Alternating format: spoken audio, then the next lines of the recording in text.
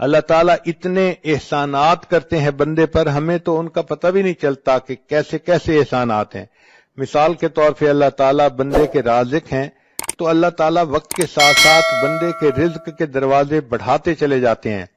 ایک علمی نکتہ ہے، بچیاں اس پوائنٹ کو نوٹ کریں کہ دیکھیں جب بچہ اس دنیا میں پیدا ہونا ہوتا ہے تو ماں کے پیٹ میں اس کے رزق کا ایک دروازہ ہوتا ہے، وہ ایک تعلق جو ماں کے جسم کے ساتھ بچے کے جسم کا ہے، وہ ایک آنت ہوتی ہے جس کے ذریعے سے خون اس بچے کو مل رہا ہوتا ہے، غذا مل رہی ہوتی ہے، اور بچہ اسی کے ذریعے سے ماں کے پیٹ میں پل رہا ہوتا ہے۔ تو گویا ماں کے پیٹ میں انسان کے لیے رزق کا ایک دروازہ تھا۔ پھر جب وہ بچہ اس دنیا میں پیدا ہو گیا، اب اللہ تعالیٰ نے دو دروازے بنا دیے، ماں کے سینے میں دو پستان بنا دیے۔ پہلے ایک جگہ سے رزق ملتا تھا، اب دو جگہ سے رزق ملنا شروع ہو گیا اس دنیا میں آنے کے بعد۔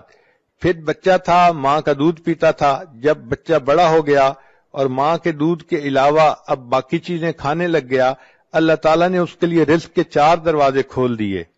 ایک دروازہ لحمیات کا یعنی گوشت کا، ایک اجناس کا یعنی گندم روٹی چاول وغیرہ کا، اور ایک مشروبات کا کہ اللہ تعالیٰ نے انسان کے لیے وہ بھی اسرا، اور ایک ثمرات کا یعنی پھلوں کا۔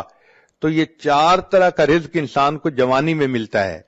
ماں کے پیٹ میں ایک راستہ تھا، جب پیدا ہوا اور بچہ تھا تو سینے سے دو راستے بن گئے، پھر جب بڑا ہوا تو اللہ نے چار راستے بنا دیے، اور اگر یہ نیکی کی زندگی گزار کے اس دنیا سے جائے گا تو جنت کے 8 دروازے کھلیں گے، یعنی 8 راستے رزق کے جنت میں اس کو مل جائیں گے۔ تو دیکھیے وقت کے ساتھ ساتھ اللہ تعالیٰ کس قدر اپنی نعمتیں اس بندے پر بڑھاتے چلے جاتے ہیں۔